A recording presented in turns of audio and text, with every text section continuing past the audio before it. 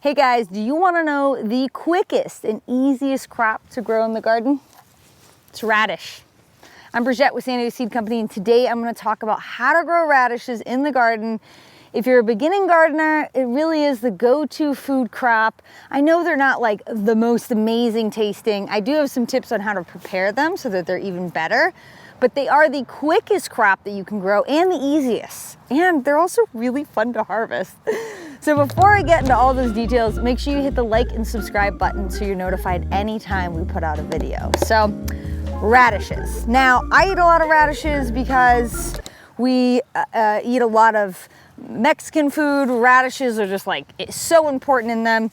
And I'm not gonna lie, the first time I had a radish, I was like, I'm not really keen on the flavor. They're a little strong. They're a little, they can be a little, described almost as a little bitter or spicy. I will say that homegrown radishes are 10 times better than what you get in the store because they're fresh. They tend to be a little bit sweeter. And here's some pro tips on how to eat them. Okay, so if you don't like the spiciness of them, what you can do is you can actually harvest your radishes, slice them up, and just leave them in a little bit of water in a bowl on the counter. Only 10 to 15 minutes prior to throwing it on top of your taco or, you know, however you do it in your salad. That will actually pull out a little bit of that spiciness, so you get the crunch, you get the flavor of the radish without the overpowering kind of spiciness. My mother-in-law actually taught me that, and it's a great tip. So radishes are one of the quickest to grow crops. You can literally grow them just boom, boom, boom, so quick. Look at this, yay! Look at this, and okay, this doesn't look that pretty, but watch this. I'll show you pretty. This is the beautiful watermelon radish. Look at that. Cut thin on a salad, on toast, on anything. Absolutely beautiful crop. So radishes are ready anywhere from 30 to 40 days, so super quick. You can direct sow them into the ground, which means they're really easy to grow.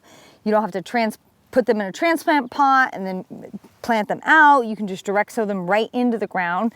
They grow during the cool season, but really you can grow them year round here in zone 9 and 10.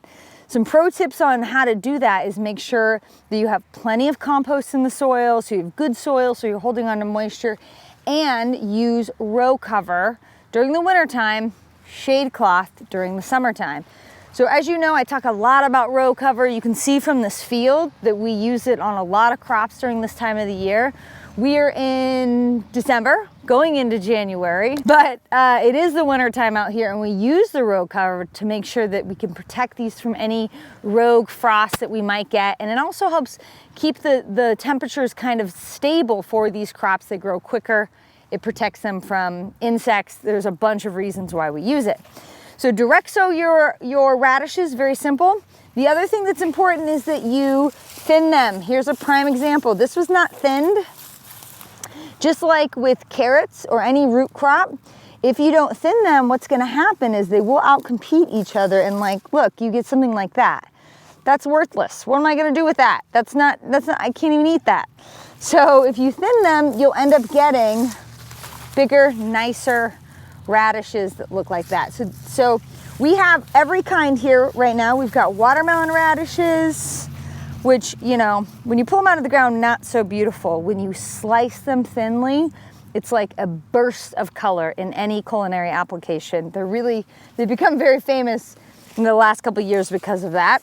We have a French breakfast radish, very traditional radish, super easy to grow. These are some of the easiest to harvest with kids as well because they tend to poke up out of the ground, so it's obvious when to pull them. Let's see, what other varieties we got going on in here? I think these are all watermelon radish. Oh, and these are our Rudolph radish. These are fabulous, you know, very, very uniform radishes, which are great. If you really love larger slices of radishes or using whole radishes and things like Bloody Marys, these are a really good one for you.